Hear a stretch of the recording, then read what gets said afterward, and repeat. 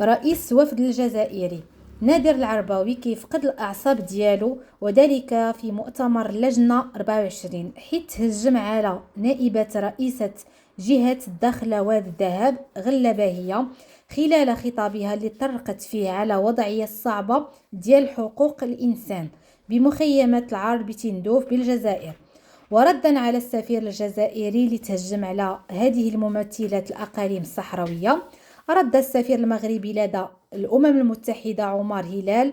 وأخرس هذا السفير المأجور المسترزق بطريقة راقية، وذلك من خلال فضح الأكاذيب ديالو والمزاعم ديالو، وعبر له أمام الحاضرين بأن هذا الهجوم ديالو همجي على نائبات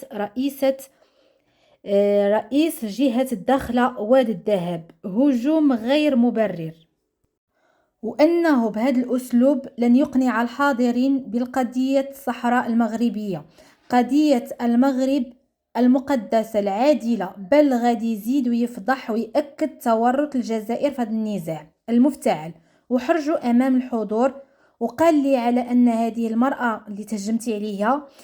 تهجمتي عليها فهي كتمثل مئات الآلاف من الصحراويين المغاربة المتشبتين بمغربيتهم، كما أنها كتمثل 20,000 صحراوي من المحتجزين الصحراويين المغاربة في المخيمات العار بتندوف. وقال ليه على أن الجزائر بالممارسات ديالها لا أخلاقية فهي كتأكد التورط ديالها في هذا النزاع المفتعل بتمويلها لجبهة البوليزاريو وتسليحها، وكذلك بدعمها ماديا ومعنويا، وكذلك على إثارة الفوضى مخيمات العار بتندوف. وقال على أن من يرتكب حماقات في حق جاره أليس الجزائر وقال كذلك من يحتضن جماعات إرهابية وانفصالية في أراضيه أليست الجزائر. وقال على أن من يدعم هذا الكيان الانفصالي الإرهابي أليست الجزائر. فأصبح هذا الممثل الجزائري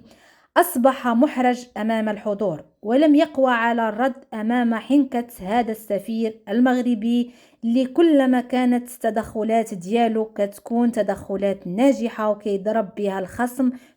في الصميم.